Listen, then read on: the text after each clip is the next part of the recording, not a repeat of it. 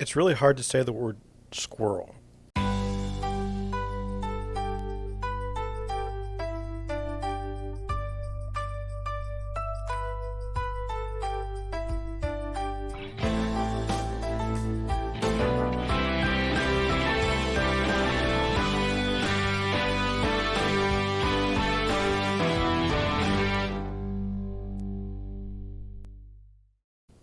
Hey there, everybody.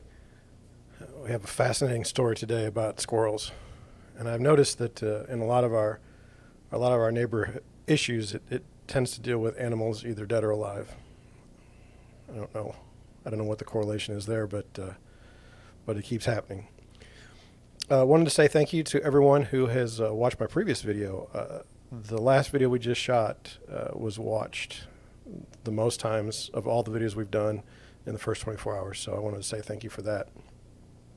Since we talk about neighbors and HOAs and things of that nature, bad real estate agents, I'd love to hear your stories. So you can call me, leave a voicemail at 314-274-3964, or you can send me an email at media@deerwoodrealty.com, and just tell me the things that irritate you, or that you thought your agent did well, or what's your neighbor doing. Does it have something to do with animals? And we'll go from there. Today's story, I just wanted to preface it. It's interesting to me because it's about a fellow that has a pellet gun, and he has a permit, and so he's going to clear out some squirrels in his neighborhood, or at least in his yard. But unfortunately, he's not just staying in his yard with it, and so other people are being affected, and that's causing some problems. For those of you who don't know me, my name is John Schenk, and I'm the founder and managing broker of Deerwood Realty here in St. Louis. Small brokerage, few agents, and we just we work mainly in St. Louis City, St. Louis County, St. Charles, and Jefferson County. So that's what we do. In the mornings I podcast, in the afternoons I show houses, and on the weekends, and it's a lot of fun. So that's what I do. That's who I am. And that being said, let's get into the article. Headline: Residents speak out about squirrel shooting neighbor. And just wanted to pull some of the highlights. It says, the start of the article is, even in a region that sees much support for the Second Amendment, residents are concerned about one neighbor whom they feel to be abusing his right to bear arms. And then what happened was there was a city council meeting, and members of the community were debating whether one of their neighbors should be allowed to have a permit to shoot squirrels and birds on his property. One of the quotes is, "My family and I purchased our home. We absolutely loved everything about it. It was where we were going to raise our children and be able to live in an amazing neighborhood and be able to flourish. This was until we came in contact with the neighbor. As we have discovered, he regularly shoots towards my house." It goes on to say, she has personally witnessed Davis firing his weapon at her property on multiple occasions, including pointing it out his window.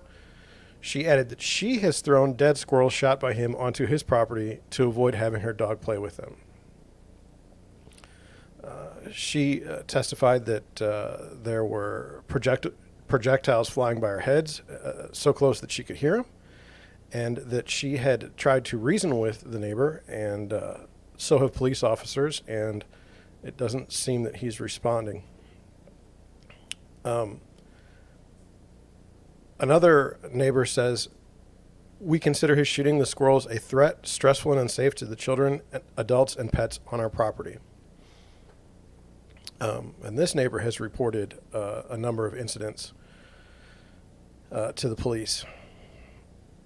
And one of the things that's kind of interesting about this is they're pointing out that they don't seem to be upset about the neighbor shooting on his own property. It's just when the projectiles are going everywhere else that's an issue. And so they want the application or the permit revoked. The police sheriff says, to revoke a permit, I would have to have more evidence of a safety issue. And so that's that. So, you know, what do you think? I have thoughts. And so my first thought is this really a Second Amendment issue? It's a pellet gun. I just think I think it's a shot at gun owners that's unnecessary. And then number two is this woman has confessed to throwing dead squirrels shot by the neighbor onto his property to avoid having her dog play with them. And I would just ask is that the neighborly thing to do? Throw dead animals on your neighbor's yard. In some municipalities, as we've seen, you could be arrested for harassment. So what do you think the neighborly thing to do would be? I mean, you've tried to talk to the fellow, and he still keeps shooting. And I suspect this is a neighborhood. I don't think that this is a huge, huge land area where it'd be more okay. In the article, it says 2 neighbors have stated that they can hear projectiles whizzing by their heads when they are outside. Now, can you imagine? You're sitting there, trying to enjoy your own property with your family and friends, your children, your pets, and, pellets are whizzing by your head. And it's, by the fact that he's permitted, it's allowed. So I just can't imagine.